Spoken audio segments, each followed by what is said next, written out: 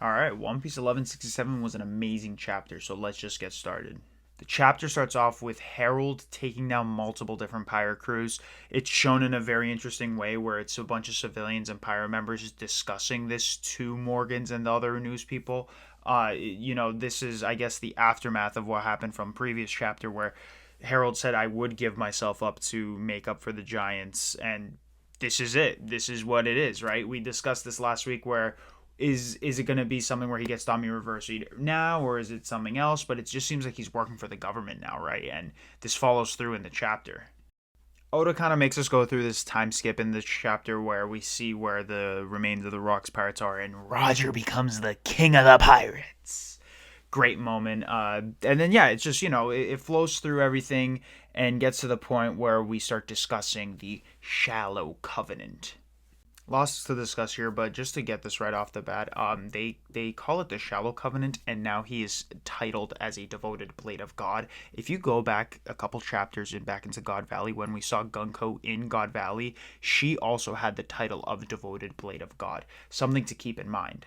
Now, I don't really have a discussion point to make about this, but it's more of something I want to bring up, and it's the fact that now that we get a better look at what this tattoo and covenant mark looks like on Herald and what Shanks had previously, this is literally the skull and bones crossbones that pirates fly on their flags. If you look at it, that is literally how Oda draws the crossbones of a pirate ship's flag, and it's what the government is using as their own symbol. I don't know what Oda's trying to cook with this, but it's so interesting.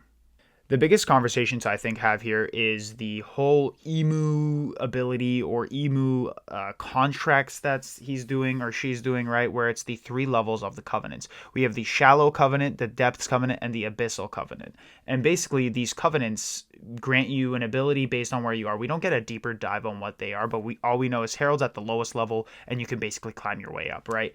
And if you take these words in at face value with shallow, depth, and abyssal, you're basically getting deeper and deeper. Take the flood, for example, but deeper and deeper into the flood until you reach the abyss, right? Or take the sun, for example, right? Shallow, depth, and abyss, you are getting further and further away from the sun. This may be symbolism or this may be a bigger picture that Oda's trying to draw, but something to keep in mind for sure. I want to dive a little deeper into the Abyssal Covenants section of things where we were told that there are 13 exclusive members that are a part of this, right? So I'm going to do a little bit of math for you guys, so I need you guys to lock in. We have 13 exclusive members that are a part of this. The Gorosei make up 5, the 5 elders. So now we are left with 8 people that are part of this. Back in God Valley, we were shown 7 God Knights. Let's just say, and potentially why wouldn't they be, right, that those 7 God Knights are also a part of this contract. That remains us with 1 person. Previously in this video, I had discussed that Gunko used to be a devoted blade, and the fact that Herald is now a devoted blade could mean that Gunko made her way up into the God Knights, because we know today Gunko is a God Knight, making it 8 God Knights and 5 Gorosei, 13 members. Skipping through the chapter here a little, we have the conversation with Neptune and Herald where they talk about Loki and Shirahoshi, and the fact that Neptune was like, oh, Loki and Shirahoshi should get married, and then they dispute about it, but at the end of the day, Herald says that Loki and Shirahoshi could be a match made in heaven. This made me start thinking: is Loki an ancient weapon? I know every time we get like some sort of prince level character or some sort of high ranking character in somewhere now, ever since Fishman Island, we always assume, is this person an ancient weapon? And I know Pluton and Wano isn't really a person, it's whatever was underneath Wano. But Loki's cursed eyes thing, I don't think it's a one-off thing that Oda's doing, and it might be leading into something. So potentially this is our insight into who could be, Uranus at this point. Small note as well, I've seen people online talk about how the person that Loki was talking to during his like chained up moments might have been Shirahoshi, the person that was on that transponder snail. I'm pretty indifferent about it. If that's the case, cool. If it's not the case, I didn't really assume it as much anyways, but I thought I'd throw the idea out there, so yeah. I loved how Oda showed us Fisher Tiger's escape and rescue of Mary Joie, right? Where we have potentially Shanks. I doubt it's Shamrock, but, Shanks freeing Fisher Tiger from his neck brace and then opening the armory for him to, basically save everyone in Mary Joie. Great touch for Oda to, add to this because it's just what happens in sequence of events. Shanks is now a Holy Knight, great to see. We knew it was coming. He seems to be lying about how he feels about the outside world. Herald seems to take notice in that. But, one thing to mention here is that Shanks is definitely here on a mission. There's no denying that. But he has already set up his crew by this point. With the time where he got Yasop and the time now, he recruited Yasop onto his crew before joining the Holy Knights. I don't know where this Shanks crew, the Red Hair Pirates, are now, but the Red Hair Pirates exist, and then Shanks leaves and then joins them back. Something that I don't agree with that came out of this chapter was, the bandages over Shanks' eyes, and it's the fact that people are saying this is the quote-unquote eyepatch pirate that Oda refers to when he says, when you see this character, One Piece is ending. I don't think this is it. This is clearly bandages. This is not an eye patch, the traditional pirate eye patch. This is just bandages over what could be what Blackbeard did to Shanks, which, side note, no idea how that happens in correlation of the Fisher Tiger raid. But yeah, I guess Shanks now has the scar after that incident, so interesting, but whatever. Besides that, this is definitely not that eye patch that Oda references. The eye patch is going to be Blackbeard. I mean, if it's not Blackbeard, whatever, cool. I'd love to see who it is, but Blackbeard's the highest candidate for the eye patch character. Oda just blindsides us with Conqueror's Hockey. I bet you half of the readers got passed out and had to keep reading later. But, we get Shamrock and Shanks in the same panel, and their drip is just excellent. It is absolutely fire.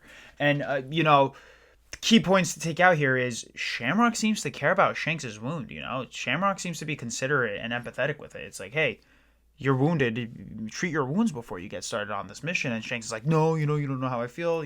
I think still Shanks is lying, but I don't know. It's very interesting to see. And then something to note here as well is the outfit that Shanks is wearing in this panel is similar to the one that Shamrock comes in to Elbaf in present-day One Piece.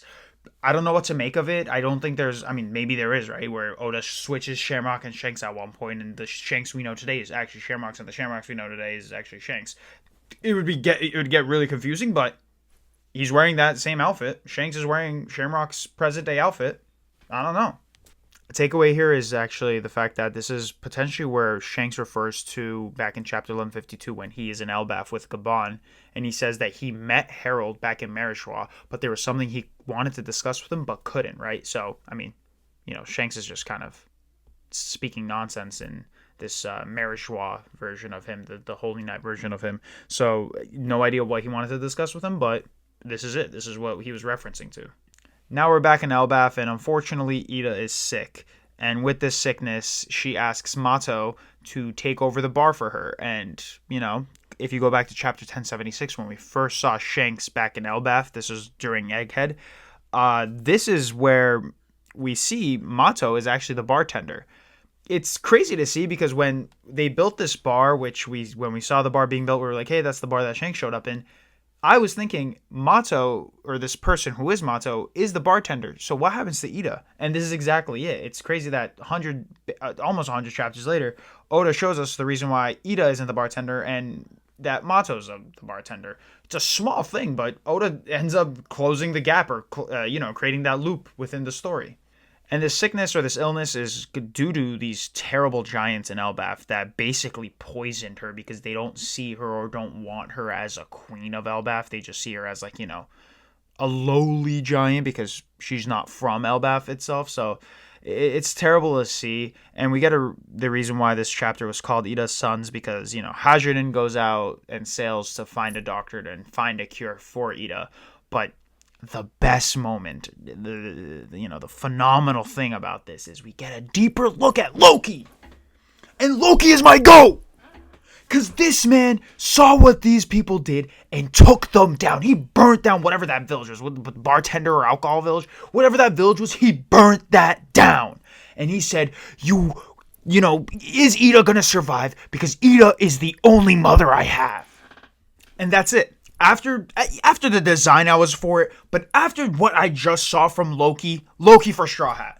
Loki for Strawhat, no debate. Get him on the crew. Build a new ship for him. I don't know how this guy's gonna travel with us, but Loki's joining the crew because this man did what I love from every One Piece character, and they showed heart.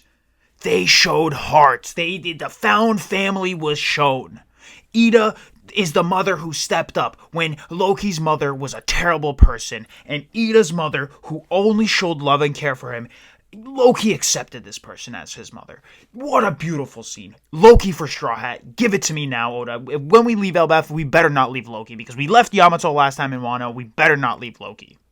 To wrap things up, I would just say another 10 out of 10 chapter from what has been a 10 out of 10 flashback. Herald's character continues to be amazing. Loki's character continues to be amazing. Ida continues to be an amazing mother.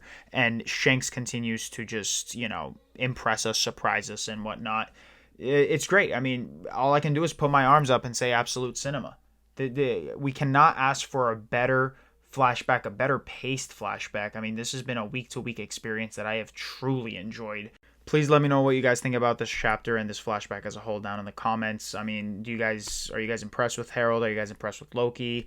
Do you guys think Shanks is actually telling the truth in these situations? Do you think I'm crazy in saying that the tattoo that Herald has is the Skull and Bones Crossbones? I mean, what are we doing here? Do you guys have any thoughts on the Covenant system? And I would love to hear your guys' thoughts, so please go ahead and comment down below. Thank you guys for watching. Like, comment, share, subscribe.